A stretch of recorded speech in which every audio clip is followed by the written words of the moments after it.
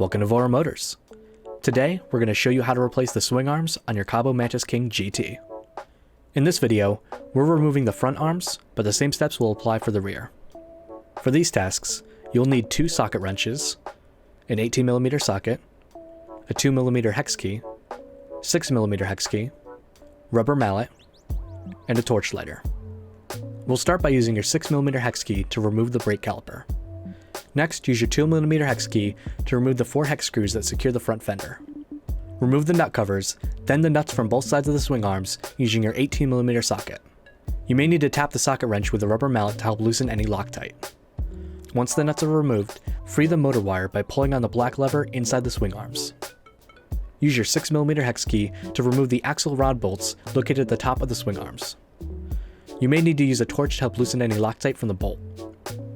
Use a long screwdriver or metal tool and a rubber mallet to knock out the metal axle from inside the swing arms. Once the axle is removed, you can take out the swing arms for replacement.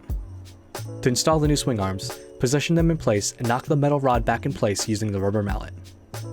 Secure the arms by screwing in the axle rod bolts using your 6mm hex key. It's recommended to screw in both bolts at the same time to make the process smoother and to tighten them properly. Put the hook spacers back on the wheel, with the inner hook spacers facing downward and the outer hook spacers facing up and hooking into the little slot. Place the motor cable back into the groove and latch of the swing arms, making sure it is properly seated.